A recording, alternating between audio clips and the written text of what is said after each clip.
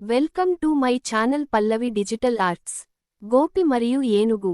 ఒకప్పుడు ఒక చిన్న గ్రామంలో గోపి అనే బాలుడు ఉండేవాడు. అతనికి జంతువులంటే అపారమైన ప్రేమ.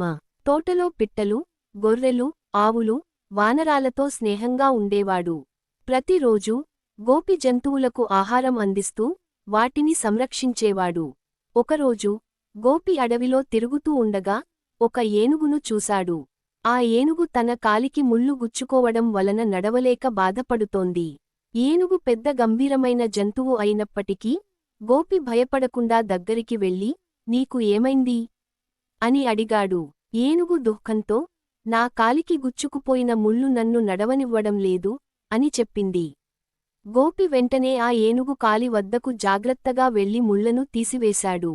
తరువాత దగ్గరలోని నదిలో నుండి నీళ్లు తీసుకువచ్చి ఏనుగుకు ఇచ్చాడు. ఏనుగు ఎంతో సంతోషంగా, చిన్నోడా, నీ దయ వల్ల నేను మళ్లీ నడవగలుగుతున్నాను. నీకు ఎప్పుడైనా సహాయం అవసరమైతే నన్ను పిలువు అని చెప్పి వెళ్ళిపోయింది. కొన్ని నెలల తర్వాత ఊరికి జంతు వేటగాళ్లు వచ్చారు. వాళ్లు అడవిలో జంతువులను పట్టుకొని అమ్మడం కోసం తలపెట్టారు. వేటగాళ్లు ఏనుగును చూడగానే పట్టుకునేందుకు ప్రయత్నించారు. గోపి ఈ విషయానికి తెలుసుకొని ఏనుగును హెచ్చరించాడు. ఏనుగు, నిన్ను పట్టుకునేందుకు వేటగాళ్లు వచ్చారు. జాగ్రత్తగా ఉండి నీ బలాన్ని ఉపయోగించు అని సూచించాడు.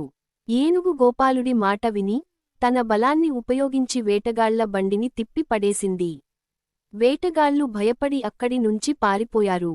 నీతి: నిస్వార్థమైన సహాయం ఎల్లప్పుడూ మంచి ఫలితాలను ఇస్తుంది. స్నేహం విశ్వాసంతో కూడినది కావాలి, అది కష్టకాలంలో మనల్ని రక్షిస్తుంది. Thank you so much for watching. Please like, share and subscribe.